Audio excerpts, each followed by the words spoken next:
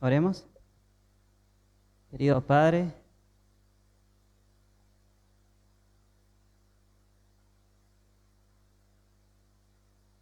estamos vivos y si no hemos muerto es porque todavía hay mucho que el cielo quiere darnos. Ayúdanos a ser conscientes de eso. Quiero pedir un favor y es que nos des un sentido de importancia, en el sentido que podamos ver y entender que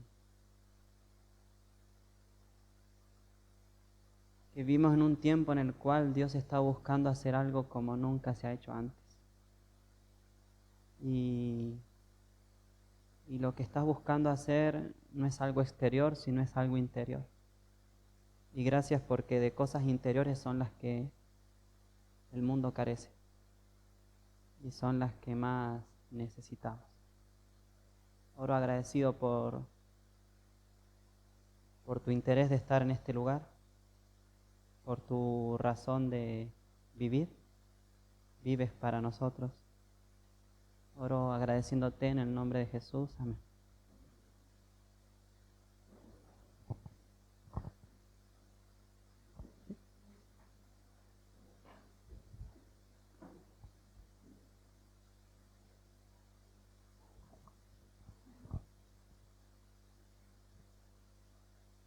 Buenos días. Buen día. Creo que la mejor manera de empezar es leyendo una vez más, 1 Corintios 13. ¿Qué era 1 Corintios 13? Según el tema de ayer, ¿qué es 1 Corintios 13? Es el diccionario de Dios. 1 Corintios 13, ¿qué más es? ¿Es Jesús? ¿Qué más? Es nuestro intérprete de cada palabra que sale de la boca de Dios, ¿verdad? Cada historia, cada acontecimiento tiene su contexto. Y el contexto es, o el filtro para entenderlo como realmente es 1 Corintios 13. Dice así, 1 Corintios 13. Si yo hablara lenguas humanas y angélicas y no te tengo a ti, Jesús, vengo a ser como bronce que resuena o como címbalo que retiñe. Si tuviera profecía y entendiera todos los misterios y todo conocimiento o ciencia, y si tuviera toda la fe de manera que trasladara los montes y no te tengo a ti, Jesús, nada soy. Y si repartiera todos mis bienes para dar de comer a los pobres y entregara mi cuerpo para ser quemado y no te tengo a ti, Jesús, de nada me sirve. Jesús, eres sufrido, eres benigno. Jesús, no sientes envidia. Jesús, no eres jactancioso, no te engríes, no eres rudo, no buscas lo tuyo, no te irritas, no guardas rencor. No te alegras de la injusticia, sino que te alegras de la verdad. Jesús, todo lo sufres, todo lo crees, todo lo esperas, todo lo soportas. Las profecías terminarán, cesarán las lenguas, la ciencia tendrá su fin, pero Jesús existirá por siempre. Entonces, cada versículo que leamos en la Biblia no puede salirse de este contexto. Si yo saco cualquier versículo desde Génesis a Apocalipsis fuera de este filtro, yo voy a errar en el conocimiento de Dios. Entonces, cada vez que estudiamos las Escrituras, recordemos que no podemos salirnos de estos parámetros de 1 Corintios 13. Y cada versículo dijimos ayer que necesitamos entenderlo con la perspectiva de un gran conflicto.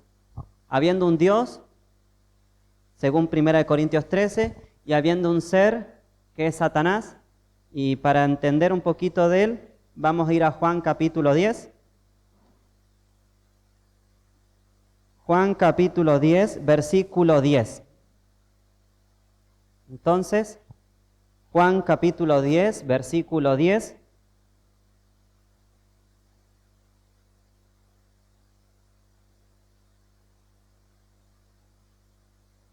Juan 10:10 dice así: el ladrón no viene sino a ¿qué? Hurtar, matar y destruir. Cada versículo que yo leo en la Biblia, yo tengo que pedir a Dios que me haga comprender la Escritura en base a estos dos principios. A un Dios revelado en 1 Corintios 13 y a un ser que es el enemigo de las almas, el enemigo de Dios, que solamente busca matar, mentir y destruir. Siempre que estas dos cosas estén presentes en nuestra lectura inspirada por Dios, siempre vamos a encontrar amor, felicidad, siempre vamos a ser atraídos a Jesús y siempre vamos a experimentar gozo. Entonces, recordando eso, vamos a tocar algunas definiciones más y me gustaría que vayamos al libro de Romanos, al capítulo 1. Esta definición no la he hecho exhaustiva, de hecho la he escuchado de otras personas mucho más desarrollada que yo.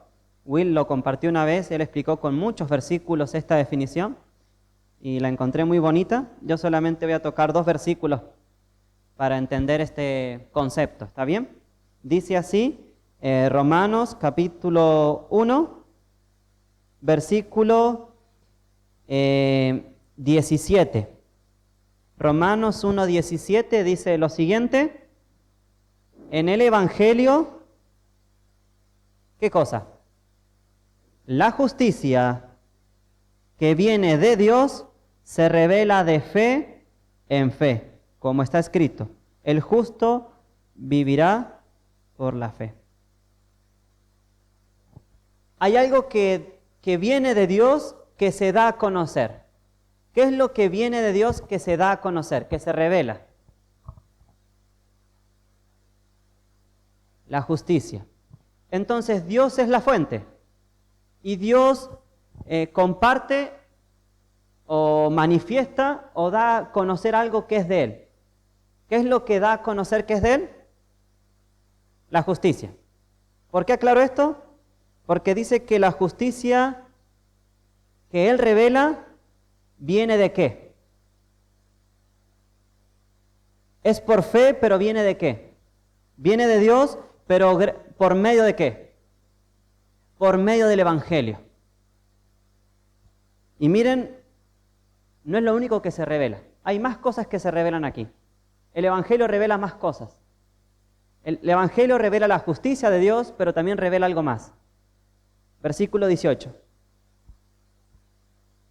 La ira de Dios se revela desde el cielo contra toda impiedad e injusticia de los hombres, que suprimen la verdad con su injusticia. Entonces Dios revela por medio del Evangelio, ¿qué cosa? La justicia de Dios y ¿qué más? La ira. La ira de Dios es parte del Evangelio, es parte de una buena noticia. ¿Alguna vez airaron? ¿Sí? ¿Es fácil conciliar ira con buena noticia? Es extraño. Pero la ira es un atributo precioso de Dios.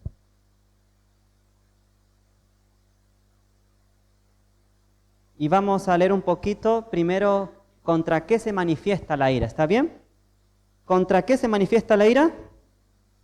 Según el versículo 18, contra la impiedad y la injusticia.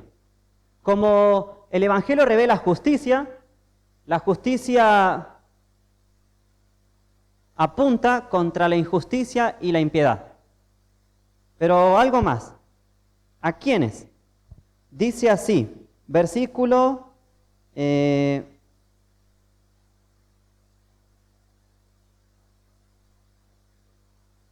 vamos a leer el versículo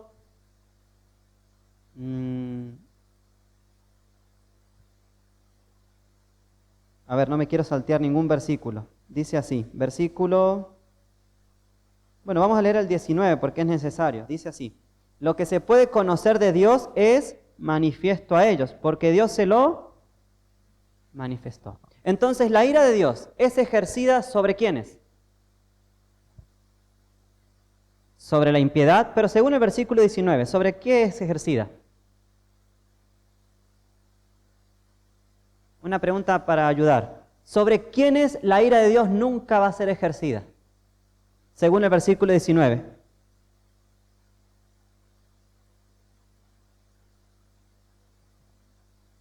Según el versículo 19, ¿a quiénes la ira de Dios nunca se les va a manifestar?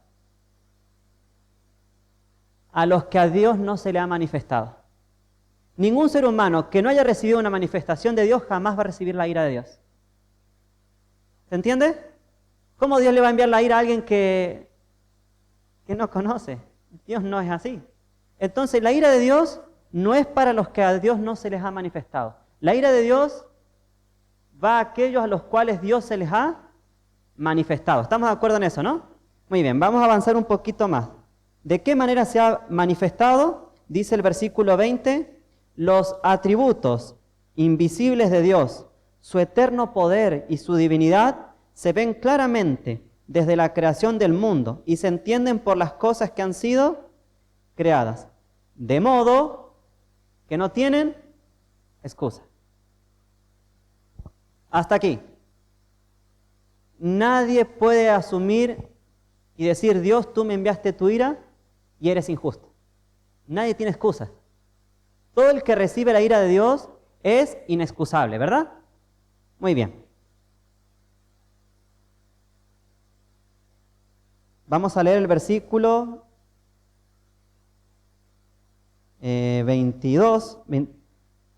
versículo 21. Habiendo ellos conocido ¿a quién? A Dios. No lo glorificaron como a Dios ni le dieron gracias. Antes se ofuscaron en vanos razonamientos y su necio corazón se entenebreció. Jactándose de ser sabios, se volvieron necios. La pregunta es, ¿qué hicieron estos hombres? Ahora para que todos comentemos. ¿Qué hicieron estos hombres? Habiendo tenido el conocimiento de Dios, ¿qué pasó? ¿Ah? ¿No lo glorificaron? ¿No le dieron qué? ¿No le dieron gracias? ¿Qué más? ¿Se envanecieron?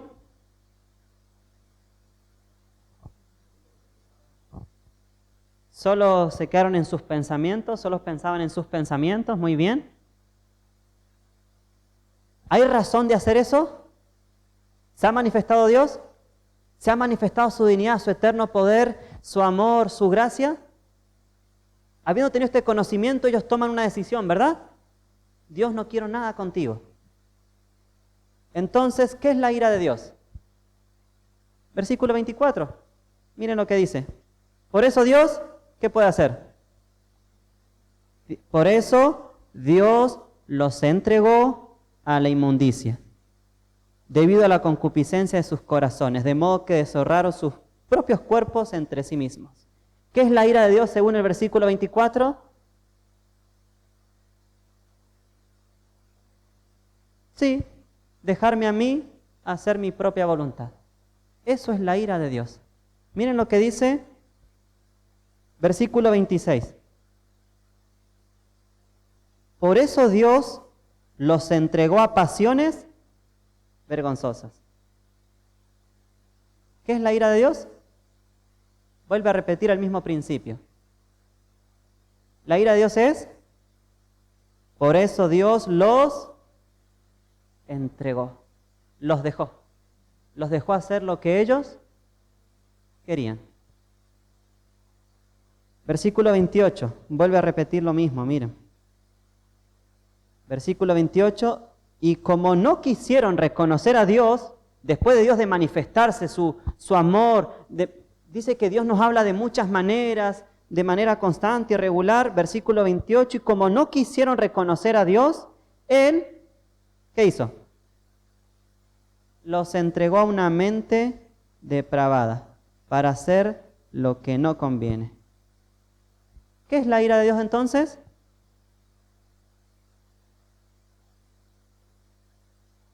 Dios no teniendo más recursos,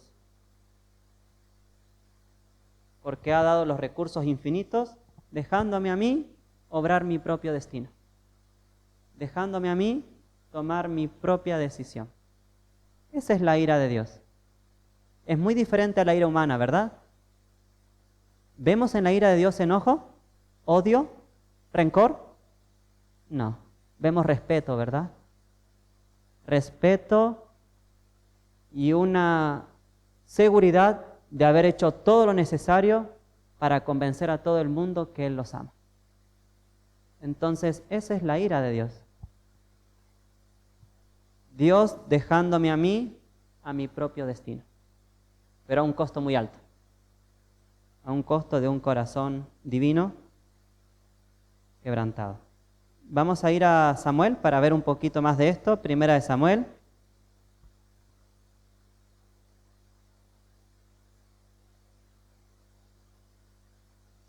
Segunda de Samuel. Solamente vamos a tocar un ejemplo de la ira. Segunda de Samuel, capítulo 24.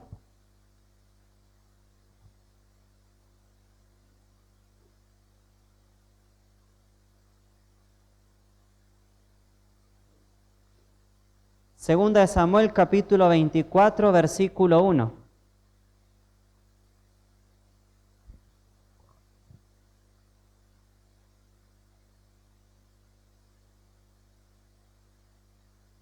Dice Segunda de Samuel 24:1, la ira del Señor, ¿dice así su versión? Ya, la mía dice, el enojo del Señor volvió a encenderse contra Israel, e incitó a David contra ellos a que dijese, ve, cuenta a Israel y a Judá. Según la ley de Dios dada a Moisés, Israel nunca debería haber sido censado. Era prohibido que Israel censase al pueblo. No había que contar cuántos eran. ¿Por qué? Dios dijo, tú no te preocupes por contarlos. Dios los hará como la arena del mar. Al pueblo se lo censaba para ver si estamos creciendo, o estamos en prosperidad, o estamos disminuyendo. Y también para saber, tenemos 300.000 hombres de mayores de 21 años listos para la guerra. Entonces, cuando viene un ejército de 200.000, ¿qué pensabas tú? Bueno, son 200.000, ¿nosotros cuántos somos? 300.000. Entonces trataban de medir las cosas por medio de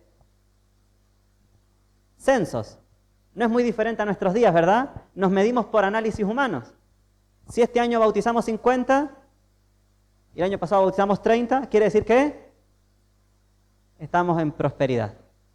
Si el año que viene bautizamos 20, porque nos medimos por los parámetros.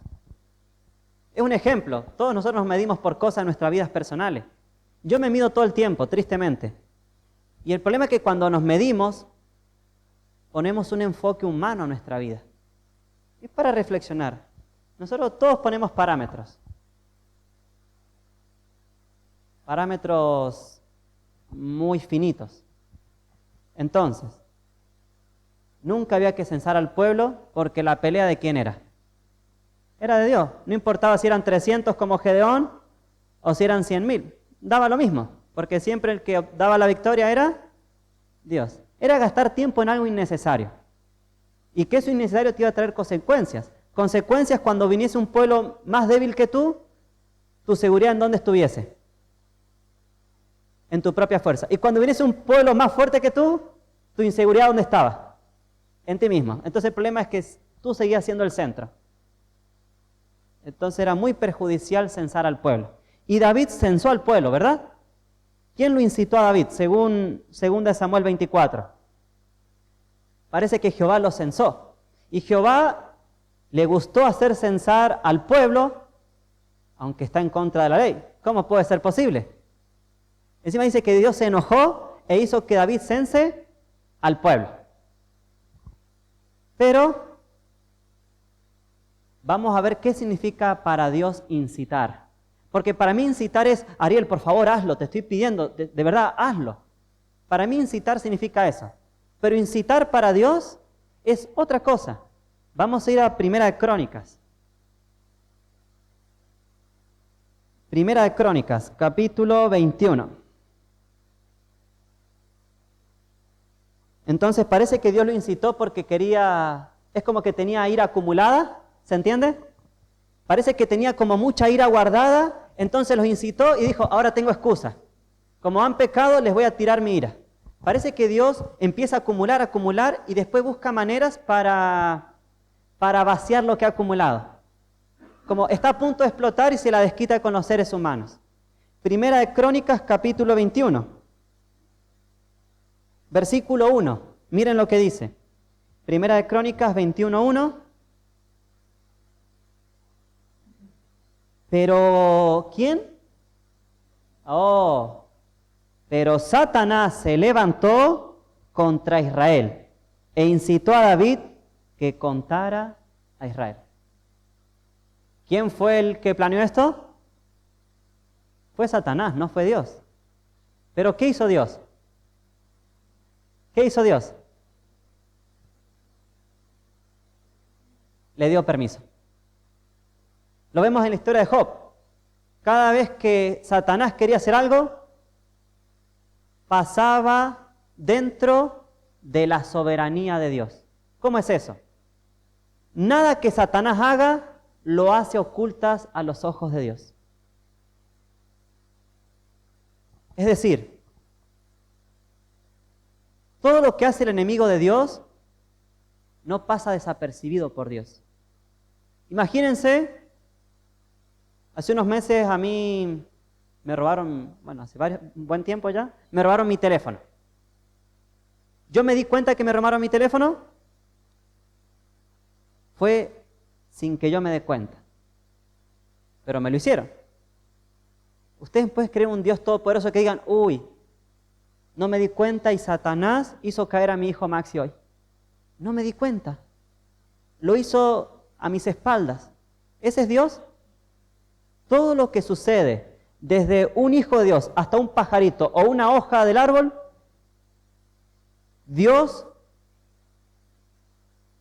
¿cómo? No pasa desapercibido a los ojos de Dios. Entonces, Satanás lo incitó, pero Dios lo pudo notar. Y la pregunta es, ok, Satanás lo incitó, pero Dios, ¿por qué lo permitió?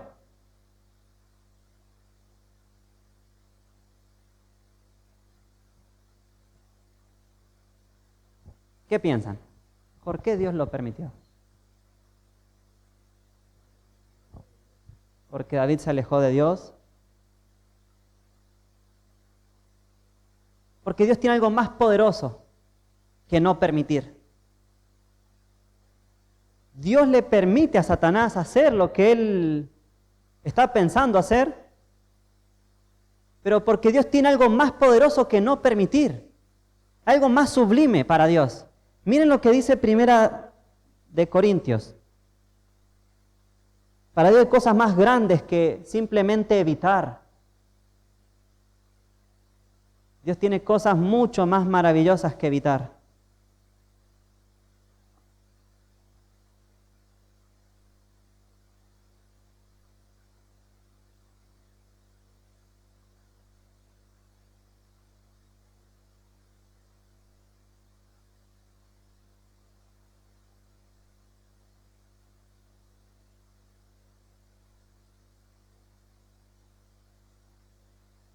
A ver.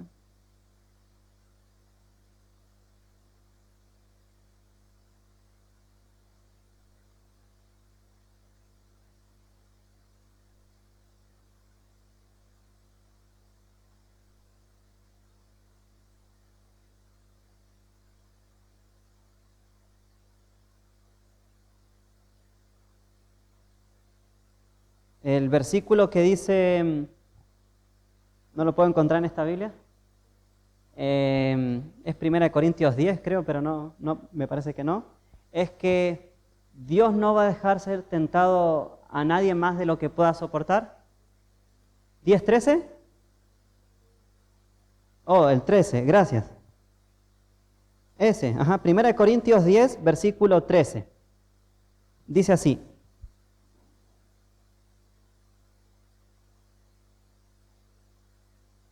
Voy a leer el 12, porque con el 12 se vuelve mucho más rico el concepto. Dice así. Así, el que piensa estar firme, mire que no caiga. La pregunta es, ¿por qué Dios le da permiso a Satanás? ¿O por qué Satanás puede hacer las cosas y Dios no lo frena?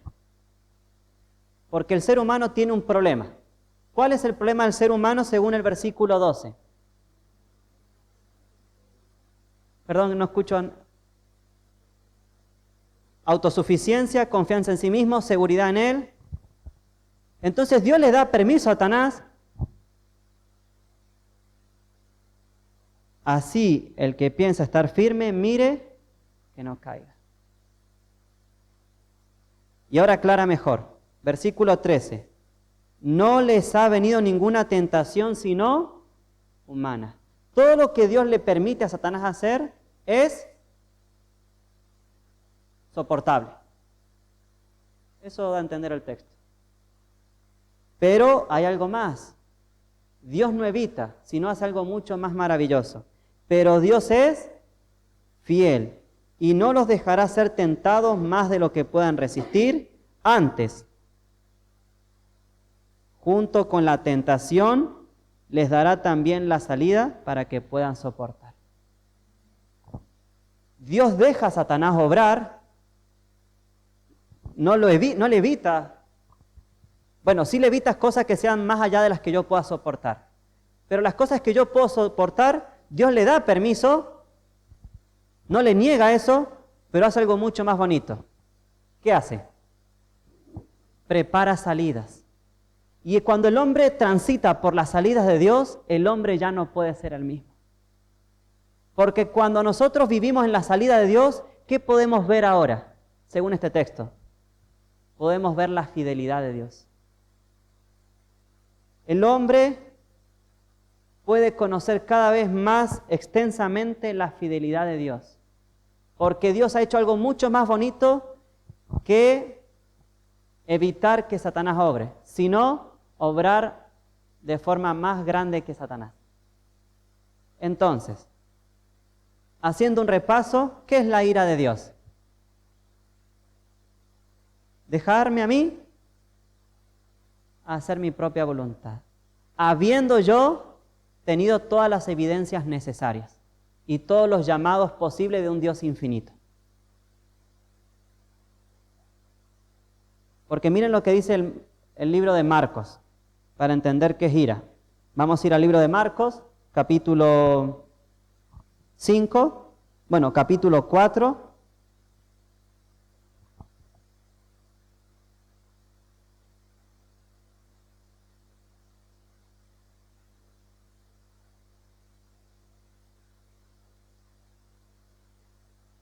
Marcos capítulo 4, versículo 35. Dice así, Marcos 4:35. Al atardecer de ese día, Jesús dijo a sus discípulos, pasemos a la otra orilla. ¿La idea en quién nació? La idea nació en Jesús. Para los demás, la idea de Jesús no es nada nuevo. Estaban acostumbrados, algunos más que otros, pero todos en la época andaban en barcos. Al menos había 4 que habían vivido más en la barca que en la tierra. ¿Quién eran esos 4? Pedro, Juan, Andrés y Santiago. Muy bien. Entonces, algunos sabían más de barcas que otros, algunos les gustaba más que a otros, pero todos no era nada raro esta invitación de Jesús, no era nada nuevo. Era algo que se había practicado inclusive durante el ministerio de Jesús. Pero versículo 36 dice, despidieron a la multitud y lo llevaron en la barca tal como estaba. Había también con él otras barcas. Versículo 37, y se levantó una borrasca, o una tormenta, o un viento, que echaba las olas en la barca, tanto que se anegaba. Y encima Versículo 38, pero Jesús estaba en la popa durmiendo sobre un cabezal. ¿En quién nació la idea de subir a la barca? En el que está durmiendo, ¿verdad? ¿No te ha pasado que cuando las cosas están mal le echas la culpa al que largó la propuesta? ¿No te ha pasado o solo a mí me pasa? Cuando las cosas van bien nadie dice nada, pero cuando las cosas van mal, todos miramos el que largó la idea, ¿o no? Y encima ahora el que largó la idea está durmiendo. ¿Entienden a Pedro? Se lo quería comer realmente, sí. El que largó la idea no está haciendo nada en apariencia para solucionar el problema. Y según ellos, el problema es a causa de él. ¿Qué necesitan los discípulos ahora?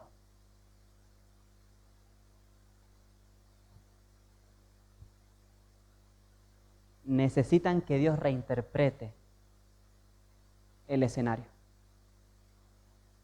Y esto nosotros necesitamos todo el tiempo. Nos pasan cosas y tomamos creencias. Y estamos necesitados que Dios reinterprete porque hay muchas cosas que nosotros no podemos ver en el momento. Y dice el texto, son 3 en una barca, ahí está la iglesia. La iglesia está a punto de hundirse. O sea, si se mueren ellos, no hay cristianismo. ¿Entienden? Ahí estaba el futuro de la iglesia, estaban todos ahí. Estaba el maestro y los 12. Estaban las bases de la iglesia ahí a punto de perecer. Y pongámonos a pensar. Hay momentos en nuestra vida que pensamos que mi vida está a punto de perecer. Me imagino que en la mente de Dr. King y Anita pensaron o fueron tentados a creer que hubo momentos donde el ministerio IQL estaba a punto de perecer. Los matrimonios llegan a momentos donde piensan que todo está a punto de perecer. Y así, diferentes etapas. Yo pienso que ahora nosotros estamos siendo tentados a creer que lo que estamos haciendo es muy bonito, pero que va a perecer. Esto de recibir el Espíritu Santo, de que todos salgamos realmente llenos de su presencia, qué bonita experiencia, pero va a perecer. Somos como los 12, ¿verdad? Necesitamos que nos lo reinterpreten, porque las Escrituras son verdaderas y no fallan. Y vamos a ver cómo Jesús reinterpreta las escenas. Dice el versículo 38, pero Jesús estaba en la popa, durmiendo sobre un cabezal. Lo despertaron y le dijeron, Maestro, ¿no tienes cuidados que perecemos? Según los discípulos, para ellos Jesús, ¿quién es? Alguien que no cuida lo suficiente. Dios, tú no proteges demasiado. Dios, no estás protegiendo demasiado mi corazón. No estás protegiendo demasiado mi ministerio. Dios, no estás haciendo lo suficiente. Versículo 39. Jesús se levantó, reprendió, ¿qué cosa? ¿A quién reprendió? Yo, si hubiera sido Jesús, hubiera reprendido a Pedro. ¿Cuál es la buena noticia? Que yo no soy Jesús. Esa es la realidad. Si yo hubiera sido Jesús, hubiera reprendido a Pedro.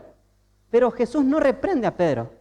Y según el idioma original, cuando él dice reprendió al viento, en realidad lo que está diciendo es que reprendió a los que originaban el viento.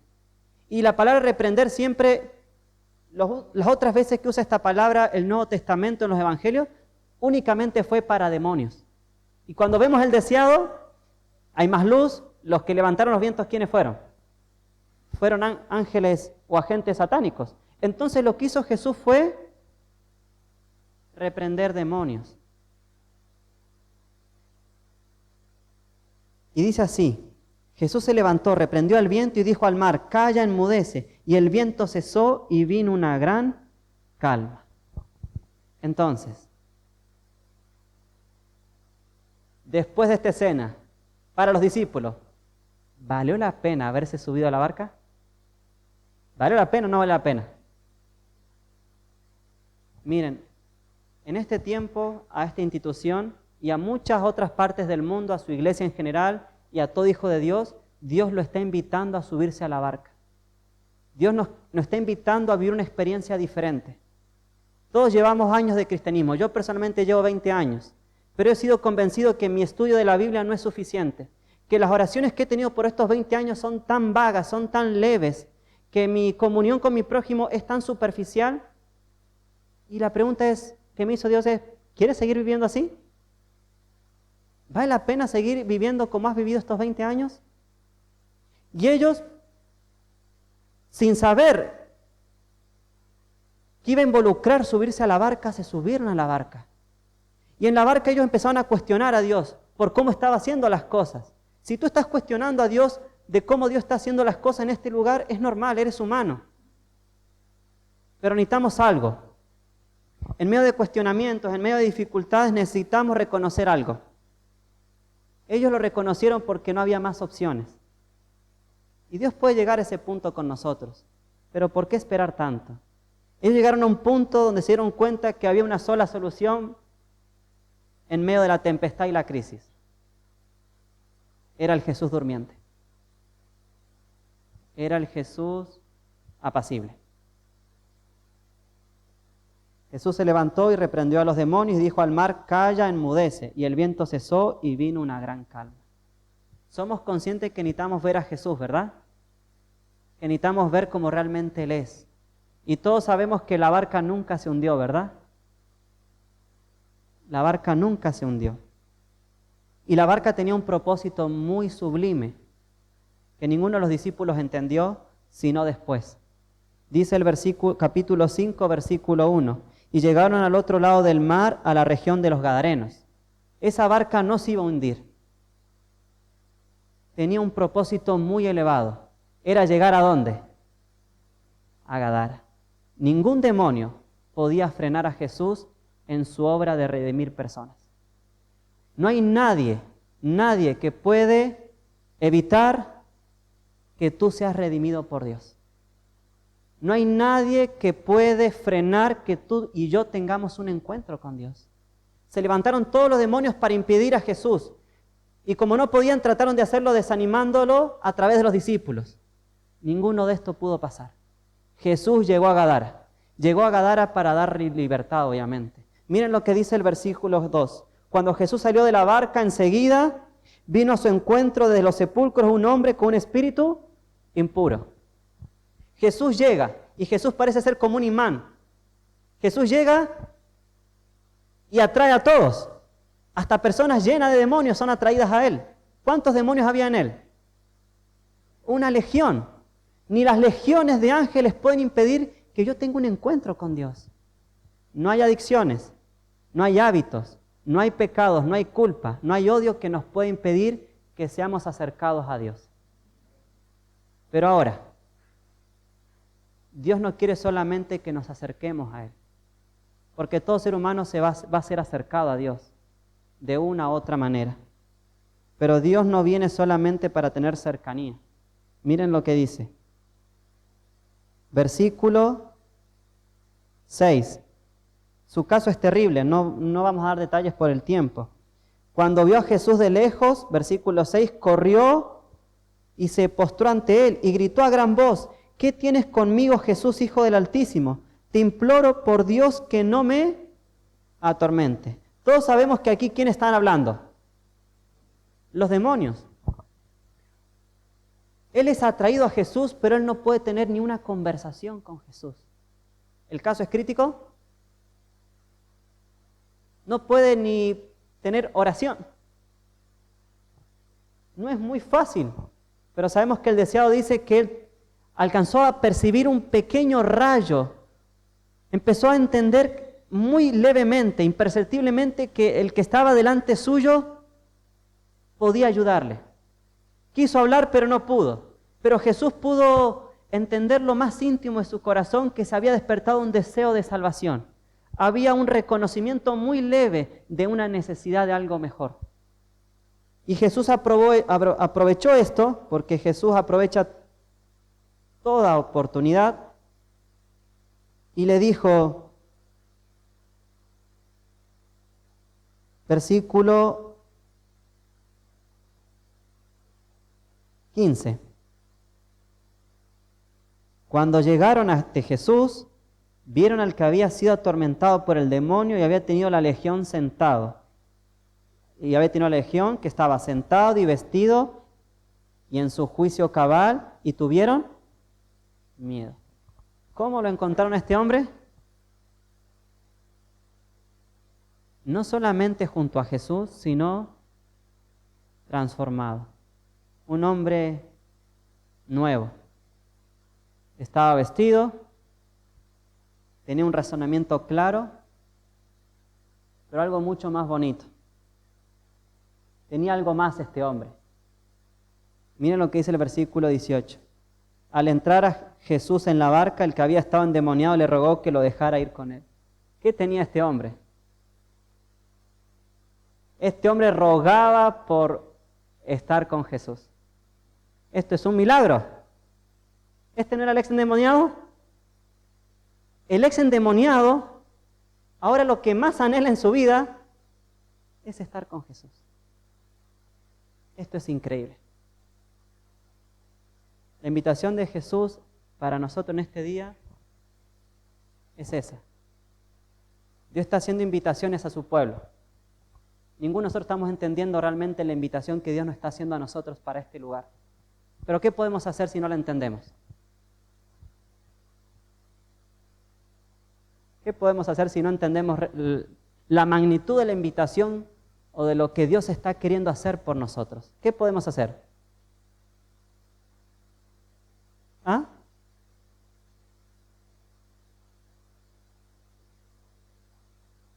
¿Pedirle que Él nos interprete? ¿Qué más?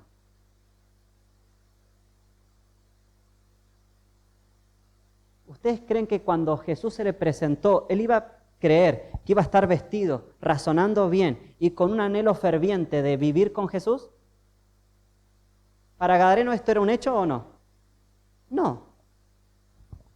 Entonces, ¿qué podemos hacer?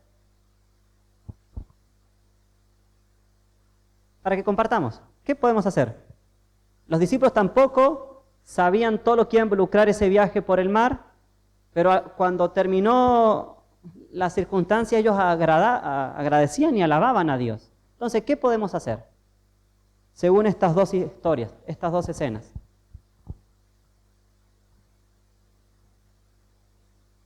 Dejar a Dios revelarse. Dejar a Dios que se siga manifestando. No evitar las manifestaciones de Dios en nuestras vidas. Entonces, Dios revela dos cosas: su justicia y su ira, ¿verdad?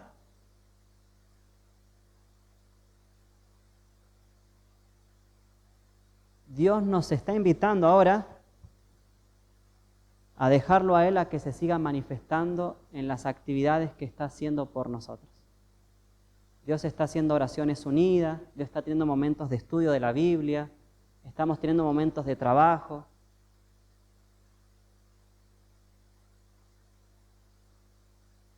Entonces, el consejo de Dios para nosotros es: no nos tiremos de la barca. Dios no quiere que ninguno salga de este lugar.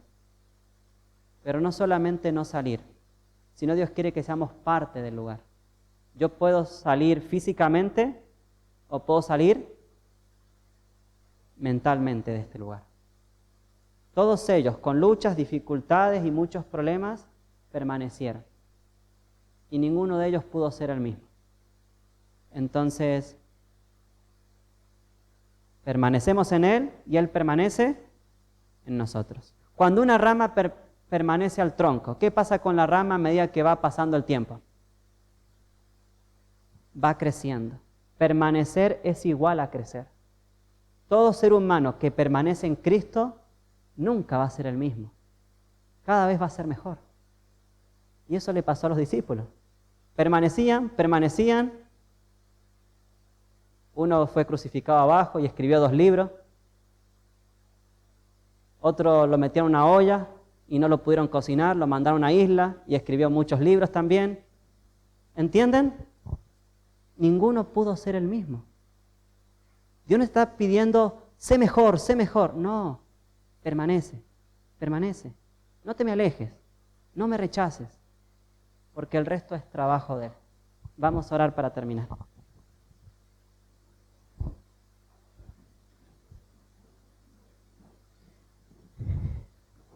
Querido Padre,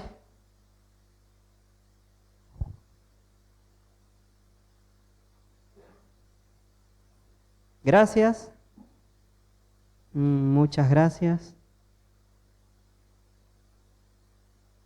Ayúdanos a que te podamos, a tomar la decisión de querer agradecerte por la eternidad. Ayúdanos a ser conscientes que 70, 80 años, 90 años de agradecimiento no son suficientes. Y por eso necesitamos una eternidad para continuar en ese sentir. Quiero agradecerte porque ni los demonios ni ninguna cosa creada nos puede separar de tu amor y de tener un encuentro contigo. El único que podría hacer algo para evitar eso soy yo. Por eso te pido que me salves de mí mismo, Señor. Oro en el nombre de Jesús. Amén.